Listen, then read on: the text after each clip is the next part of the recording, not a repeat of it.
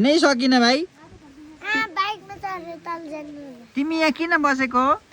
सामान लिन आएको। कसको सामान?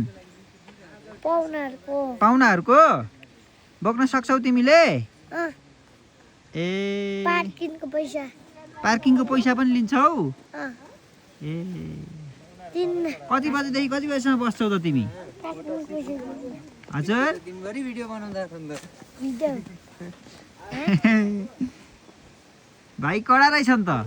सामान बोक्न सक्छौ त? सक्छ। तिमीलाई बोक्नु पर्ला जस्तो छ। ल बाइक हेरेर बस ल, अहिले आएर पार्किङको पैसा दिन्छु ल। अहिले दिन। है अहिले दिन। ल अहिले चाहिन्छ। कति टाढा छ वहाँ पर पुग्न? कति टाढा छ? कति समय लाग्छ? कति समय लाग्छ? बाबुले भन्नु।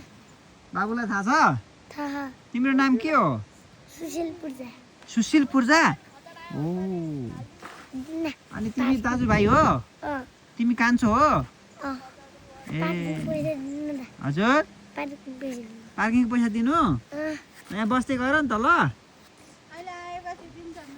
घर कहाँ हो तिम्रो? अहिले चाहिन्छ। घर कहाँ हो? घर घर कोटगाउँ। गोठगाउँ हो?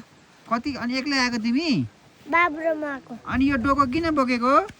सामान लिन आएको। कसको सामान? पाहुनाहरूको। हामीले त सामानै ल्याएको छैन। ल्याखा झोला। यति त म बोकिहाल्छु, तिमीलाई किन दुःख दिनु?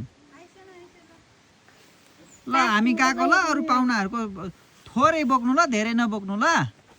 है ल गएको ल, अहिले हामी आउँछौँ ल।